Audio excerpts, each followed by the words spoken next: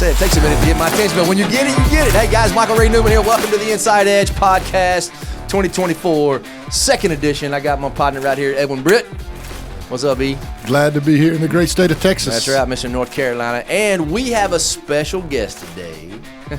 Somebody we're very excited about we're actually working with and have partnered with in a couple different ways.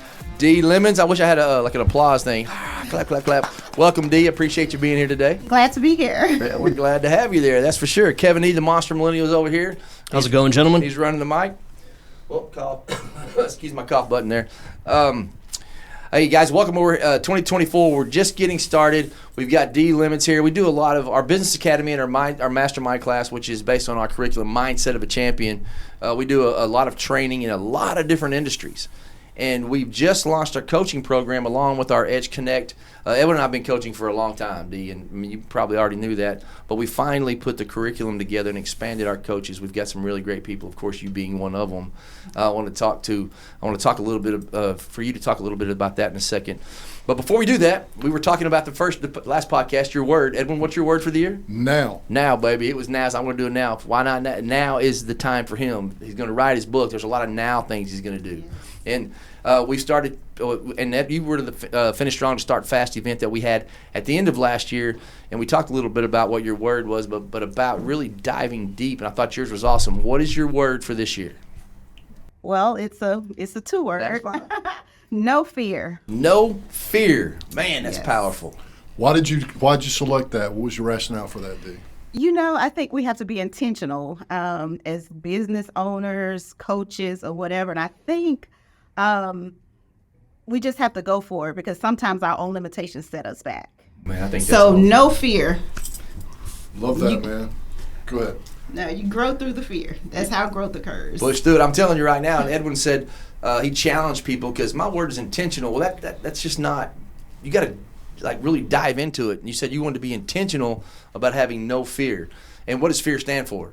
False evidence appearing real.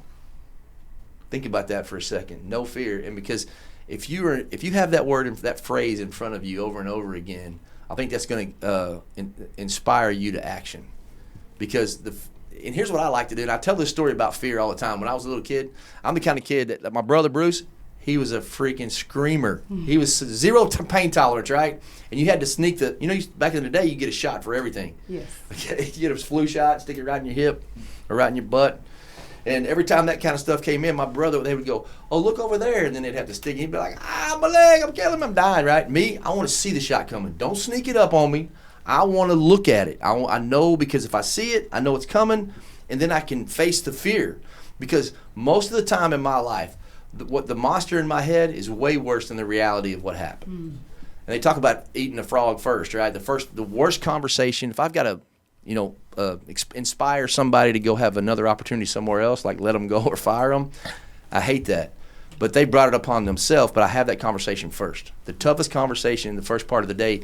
And normally when I get in front of it and say, let's talk about this, let's cuss and discuss what we're talking about here, it's never as bad. The fear in my head is not as bad as what really happens.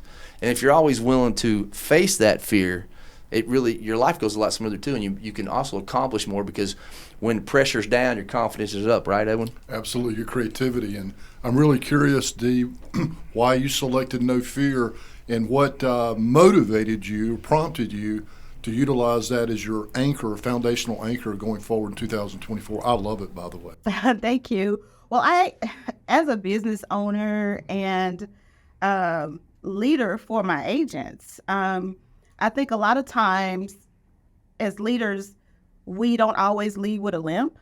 And what I mean by that is that people need to be able to connect with you on a real level. So as a leader, if I can show my vulnerabilities to my agents and we work through that together, it's kind of how I came up with the no fear. Like, I'm a person, you're a person, I don't know everything, but I work hard to get the answers that my agents need. So no fear is our mantra for 2024. That's wonderful. Yeah. There's so many great things in that because it teaches them that you're transparent. I don't know everything, but we'll find out and we'll take the path together. One of our main coaching thing is we meet you where you are, right? Yes. Because you don't build a business, you build people, and the people build the business for you. And I think you don't realize that you've had that. And before we back up and talk about Dee for a second, I mean, one of the reasons you're here is because you're so accomplished, not just as a business owner, but as a wife, as having a grandbaby now, and as a business owner, and as a mother. So before we jump in here, I want to talk a little bit about you. Okay. I mean, you've had a fantastic career and you own several businesses. I want to talk about businesses, but I want to talk a little bit about the family. Okay. Tell me about the little girls. And I know Dee is a track star. She went, yep. Watch out. Yeah, watch out. And her husband was too. Yeah. Just found out that Dee's going to the Olympics this year in Paris. Yes. What's awesome. And tell us about your daughters and just kind of tell us a little bit about your family. Oh, well, my husband and I met in college, and we have 2 daughters. Both graduated this year with their master's degrees. Bam. Congratulations. Pay raise. And we have a new grandbaby, and I have a wonderful son-in-law. Okay, let me talk. I'm gonna talk about this. Talk a little bit we did talk a little bit about this off camera, but how about those grandbabies? Everybody said, "Oh, the grandparents is just better than being a parent." What's your opinion of that? I Hey, think remember that your kids are gonna see this probably. Well, I mean, my kids know that I love them. Of course. Okay, there you go. But there's nothing like the love of a grandchild. Okay. Nothing. That's kind of that's what I've heard my whole life. But I got to be honest with you. I got 3 of them. My kids are probably going to see this too. Ain't nothing like being a dad so far. Yeah. I will say that my little 3-year-old now, she's getting up there, and she's so, of course, I got my grandpa glasses on. She's sharp as a tack, smart, good athlete already. And I'm like, started to have more, and now she's starting to run up to me and grab my finger and pull me around and have fun. So it is being cool, but man, I really love being a dad too. So I always ask every grandparent now, especially the new ones, what's it look like and how do you really like it? So, Well, you've just answered your own question too, by the way. What you're waiting for is out of the diaper stage when they can run around and hang out in the pickup Yes. truck with you. That's what you're missing. that's right, on the back of the pickup truck is right. Well, I'll tell you also, man, there's a lot of this going on. Here, well, smells like you got to have a little, I don't change diapers. I graduated out of that. That is one good thing about being a grandparent. It's been 17 years since I've had to do that or something. 16. So cool. So you have your 2 kids, now you're a grandbaby. You raised your husband and your daughters. And she has, Dee also, I know a little bit about her, kind of leading you into this, but she's an entrepreneur. She has Yes. several businesses and families involved with business. Yes. And like my family, nepotism runs deep, right?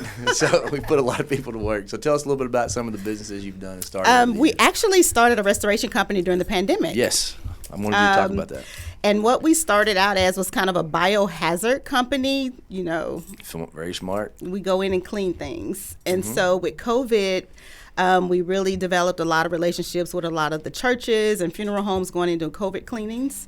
And so it's been uphill ever since with the restoration business, but we do fire and smoke damage as well.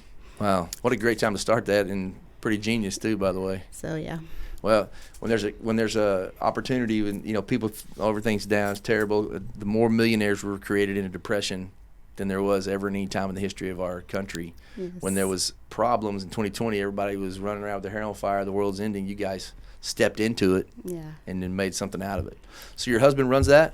He does Dominion Restoration, and he's a retired police detective, and so that was a great transition for him. Yeah, and it's here in the And the Metroplex. family. What was the name of the company? Dominion Restoration Right. and Environmental Services. Yep, there you go. That's one. And then now you also have been a real estate agent for a minute, a broker. Yes, over 22 years. Wow, that's been you've seen it all then, I've seen it. the ups and the downs. Yes, sir. And I've said this lately, and we've leaned into this with our coaching, not just because our business academies and our masterminds that we have. So many people, real estate agents, and I'd like you to talk to this a little bit. But real estate agents, what do you do for a living? Oh, I sell real estate. And they miss the boat. You, as a real estate agent, are your own business owner. Yes. And people are not, they don't sell real estate. They own a company that sells real estate. how to sell. So all the back end HR and accounting piece, operations, what does that look like? Your marketing and sales, and they get the networking and they get a little bit of the marketing and they go out and they sell real estate, but they're actually a business owner that leads their own entire company. So speak to that. You've done a little bit of that. You've been a broker. You are a broker, correct? I'm a broker, yes. And how long did it take you to go from real estate agent to have people on your team, and what does that look like?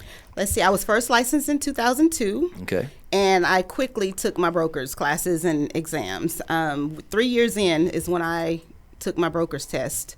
But I didn't transition into a broker right away. My husband and I purchased some land from another real estate broker. And out in Ellis County. I didn't know anything about land or anything. And so I worked with him for a while to learn that side of the business. And then 2 years later, I went off on my own. Wow. So you took the time to plan and prepare to do it. Yes. I mean, I learned a lot. Yeah.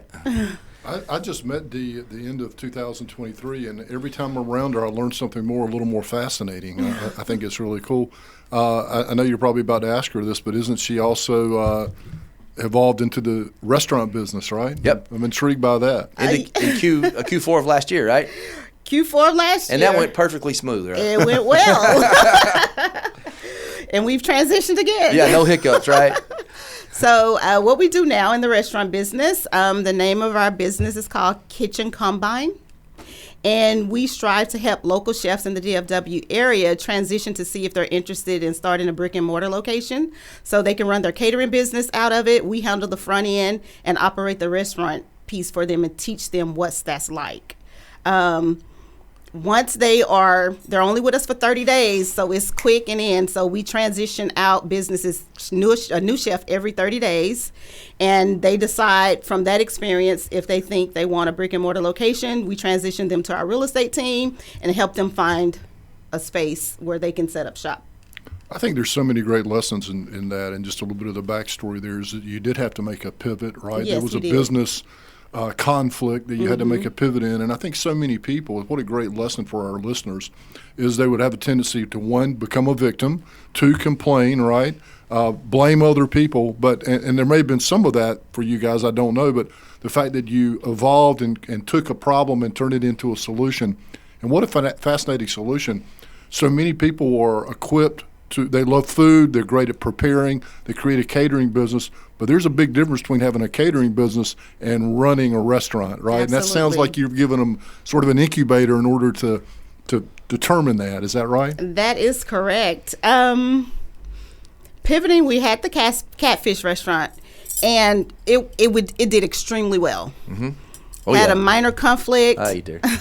Had a minor conflict, so we had to pivot, and we pivoted in less than 6 weeks. Wow. With inspections, retrofitting our kitchen to add more cooking appliances for the different restaurants, and it was just a setup. God is interesting.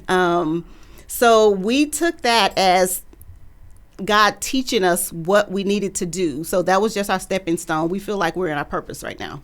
Oof. As Kitchen Combine. Well said. Yeah. So many. I think the value that you're adding by letting those people come in because they have a passion for being, catering or cooking, or they're being a chef. They have a passion for that, and I see that we see this, and I see it a lot in small business. I am, for instance, I got a great example. I have a young lady who was a cheerleader in college. Right, so now she comes in and she loves her passion. She loved it. She was a great athlete. She came in and pivoted. She goes, I'm going to open up a gym, and I'm going to start having all the little cheerleader girls come in, cheat their teams, and have a competitive cheer squad that we're going to go out and keep. And she loves it. She loved working with the kids. But she has no idea how to run a business. She has no idea what it takes to deal with the external customers. She can bring her girls in, and the people that coach for her, she can bring those people in and manage the internal customers. The girls she loved coaching with, but the parents get involved. And then now she's got to pay a light bill. She's got to do a budget. What is she charging? And all that is kind of what you guys have on the front end, right? You take care of a lot of that? Yes, we do. They come in and cook, and you just let them see what it's like. Do you show them and teach them those kind of things of what they have to deal with? Yes, we teach them training process and everything. So the number one thing in any business, you have to set your systems up. You have to go in. Preaching, girl. Keep preaching. I love where you're going with that. You have to go in with your systems. If you set your systems up, everything else just falls into place.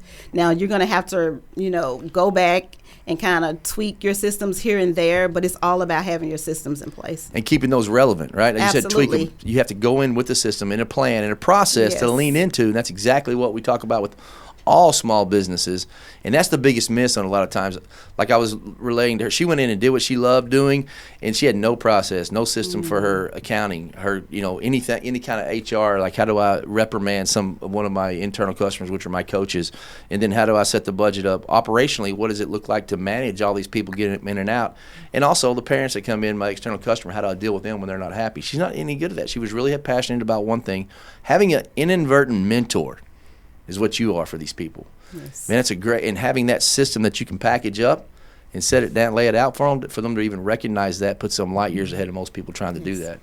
Well, Michael, one of the things I've always admired about you is you have a great knack for attracting talent and identifying talent, and I'm really grateful, brother, to have met Dee through you. And we have one more little piece of exciting information for our audience, and that is Dee is going to join our coaching platform, right, Dee? Yes, I'm looking forward to it. I'm excited about it. Dee is so God works through her, and I can tell she's so patient because we put this together. She's one of the first people that we reached out to. I mean, when I met her, I was like, Edwin, with what we have now with Edge Connect, our back office, and how we can actually make it sticky for these people that have been knocking on our door. Edwin's been teaching over 80, at one point over 86, and got to 100 people coaching it monthly. It just kind of was overwhelming. But we never would expand our coaching program because, number one, the right person, and number two, how do we make it sticky for these people? And what back office can we put so we can hold them accountable with the process and systems, kind of like what you were talking about. Mm-hmm. Dee, I did not know all this about you when I just felt it, and I went, and then I learned more and more. I learned she was a perfect fit, Edwin. I agree with what you said, but also I didn't know this. Dee has had her own coach. She's been on the other side of it, so she sees the value in it. So why don't you speak a little bit to that? And you said it's the best thing, one of the best things you've ever done. It is. So even though I've had my real estate license total for almost 22 plus years, she started when she was 8. So when my oldest daughter was a senior in high school, because I was very involved in the PTA and just really involved in my kids' lives, I saw that I needed to pivot because my oldest daughter was leaving, and then I had my youngest daughter. So it was now time to really focus on my business. Not that I didn't before. So I started to make that transition. So during COVID, I joined coaching. So it's during the time when people were pulling back, yeah, you went out and invested more. Yeah, during COVID, I joined coaching, and it's been the most absolute best thing that could have happened for my business. That's been a couple of years now. Yeah. There's a lot of people out in our audience that's going to benefit from having Dee as a coach. I'm looking forward to the impact we're going to be able to have with those folks. That's pretty awesome. Yeah, Dee, I can't tell you how grateful we are for you to being willing to come on a podcast here at Inside Edge Podcast. We're very grateful that you've joined the team. We've got a lot of cool stuff coming up with us. And so tell me once again the restoration name of the company.